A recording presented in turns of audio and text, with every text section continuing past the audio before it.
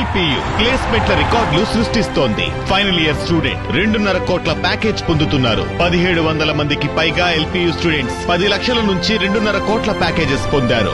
విద్యా విప్లవం ప్రారంభమైంది లవ్లీ ప్రొఫెషనల్ యూనివర్సిటీలో. బెంగళూరు చిన్నస్వామి స్టేడియం పెను విషాదానికి వేదికగా నిలిచింది. 2025 ఐపీఎల్ టోర్నీలో రాయల్ ఛాలెంజర్స్ బెంగళూరు ఆర్సీబీ జట్టు ఛాంపియన్గా అవతరించింది. ఐపీఎల్ టోర్నీ ఆరంభమైన తరువాత 18 ఏళ్లకు ఈ కప్ గెలుచుకుంది ఆర్సీబీ.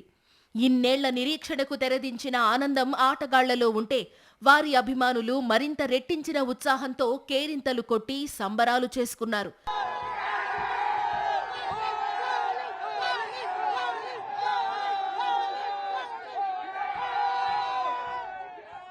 బెంగళూరుకు చెందిన ఫ్రాంచైజీకి ఓ గొప్ప విజయం వచ్చింది కాబట్టి బెంగళూరులోని చిన్నస్వామి స్టేడియంలో జట్టులోని ఆటగాళ్లను సన్మానించాలని ఫ్రాంచైజీ అనుకుంది. నగరంలో ర్యాలీ నిర్వహించి అనంతరం స్టేడియంలో విజయోత్సవ సభ నిర్వహించాలని అనుకున్నారు. ఈ కార్యక్రమానికి లక్షల సంఖ్యలో అభిమానులు పోటెత్తారు. స్టేడియంలో అంత పెద్ద కార్యక్రమం నిర్వహించాలనుకున్న ఫ్రాంచైజీ యాజమాన్యం కానీ, సభకు అనుమతినిచ్చిన అధికారులు కానీ సభకు తరలివచ్చే జనసందోహానికి అనుగుణంగా భద్రతా ఏర్పాట్లు మాత్రం చేయలేదు.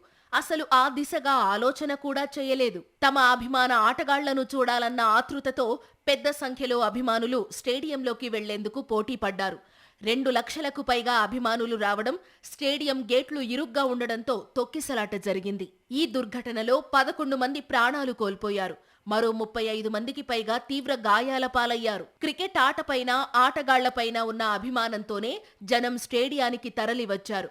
ప్రభుత్వ నిర్లక్ష్యం, నిర్వాహకుల బాధ్యతారాహిత్యం ప్రజల ప్రాణాలు తోడేశాయి. ముమ్మాటికి ఇది ప్రభుత్వ వైఫల్యమే, అధికారుల నిర్లక్ష్య పాపమే. అదే అభిమానులకు శాపమైంది. విషాదంలో క్షమించరాని ఘటన మరొకటి ఉంది. 11 మంది ప్రాణాలు పోయాయని తెలిసిన తరువాత మానవత్వం ఉన్న ఏ నిర్వాహకులైనా ఏం చేస్తారు? విజయోత్సవ కార్యక్రమాన్ని బేషరతుగా రద్దు చేసేస్తారు. కానీ ఆర్సీబీ ఫ్రాంచైజీ అలా చేయలేదు. ప్రాణాలు కోల్పోయిన వారి బంధువుల రోదనలతో స్టేడియం వెలుపల విషాదం అలుముకున్నా, నెత్తుటి గాయాలతో పదుల సంఖ్యలో జనం ఆస్పత్రుల పాలై చికిత్సలు పొందుతూ ఆందోళనలో ఉన్న విజయోత్సవాన్ని యథాతథంగా నిర్వహించేశారు. ఎంత దుర్మార్గం, ఎంత అమానుషం, ఎంత ఘోరం!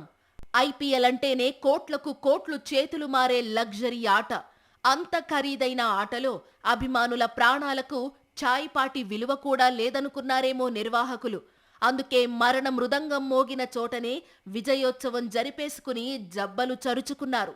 దీనిపై అభిమానుల్లోనూ ఆగ్రహం పెల్లుబుకుతోంది. జట్టులో కీలక ఆటగాడు విరాట్ కోహ్లీ పైన విమర్శలు వెల్లువెత్తుతున్నాయి. ఇంతటి విషాద ఘటన జరిగిన తరువాత కూడా విజయోత్సవాన్ని ఎలా జరుపుకోవాలనిపించిందన్న ప్రశ్నలు వచ్చాయి. అయితే బహుశా విరాట్ కోహ్లీకి విషాద ఘటన గురించి తెలిసి ఉండకపోవచ్చునని, తెలిసి ఉంటే సన్మాన సభలో పాల్గొనేవాడు కాడని వెటరన్ క్రికెటర్ అతుల్ వాసన్ అంటున్నాడు. ఈ ఘటన చాలా ప్రశ్నలు రేకెత్తిస్తోంది. చిన్నస్వామి స్టేడియంలో ఇంత పెద్ద కార్యక్రమం జరుగుతోంటే అధికారులు అవసరమైన భద్రతా ఏర్పాట్లు ఎందుకు చేయలేదు? కొందరు పోలీసు అధికారులైతే విజయోత్సవాన్ని కొంత గ్యాప్ తరువాత అన్ని ఏర్పాట్లు చేసుకున్న తరువాత నిర్వహిస్తే బాగుంటుందని ప్రభుత్వానికి, నిర్వాహకులకు కూడా ముందే చెప్పామని అన్నట్లు తెలుస్తోంది. పెద్ద సంఖ్యలో జనం తరలి వస్తే తొక్కిసలాట జరిగే ప్రమాదం ఉందని కూడా తాము హెచ్చరించినట్లు చెబుతున్నారు. అయితే విజయోత్సవ కార్యక్రమాన్ని వాయిదా వేయడానికి వీలు లేదని, జట్టులోని విదేశీ ఆటగాళ్లు అప్పటిదాకా ఉండలేరని ఆర్సీబీ యాజమాన్యం పట్టుబట్టినట్లు చెబుతున్నారు. ఈ కారణంగానే ఆగమేఘాల మీద విజయోత్సవ కార్యక్రమానికి అంతా రెడీ అయిపోయారు. ఇక విషాద ఘటనలో తమ తప్పేమీ లేదని ఎవరికి వారే తప్పించుకునే ప్రయత్నం చేస్తున్నారు. అంతమంది జనం వస్తారని ఊహించలేదని, వారిని అదుపు చేయడం పోలీసుల వల్ల కాలేదని ప్రభుత్వం విచిత్రమైన వ్యాఖ్య చేసింది. ఐపీఎల్ చైర్మన్ ధూమలైతే అసలు బెంగళూరులో విజయోత్సవ సభ పెడుతోన్న సంగతి తమకు తెలియదని, తమకు ఎవరూ సమాచారం ఇవ్వలేదని అన్నారు.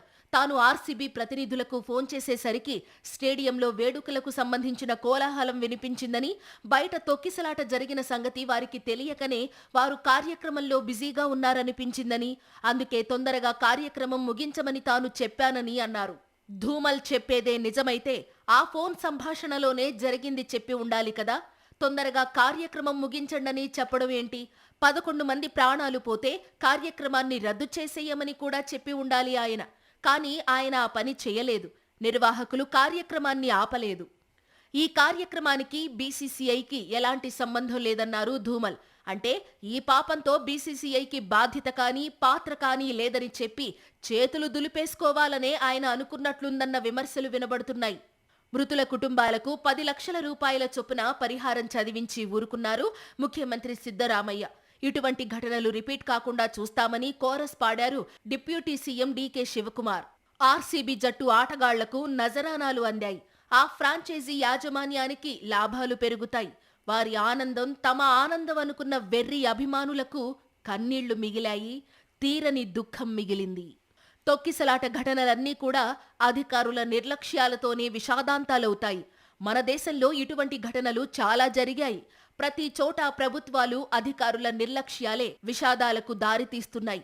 అయితే ఏ ఒక్క ఘటనలోనూ ఎవ్వరిపైనా చర్యలు ఉండవు.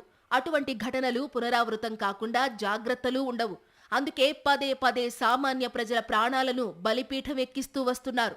బెంగళూరు ఘటన తరువాతైనా కేంద్ర రాష్ట్ర ప్రభుత్వాలు తొక్కిసలాట ఘటనల నివారణకు ఏదో ఒకటి చెయ్యాలి. ఏదో ఒక విధానాన్ని రూపొందించాలి. లేదంటే ఈ విషాద ఘటనలు కొనసాగుతూనే ఉంటాయి. మృతుల కుటుంబాల్లో కడుపు కోతలు మిగులుస్తూనే ఉంటాయి.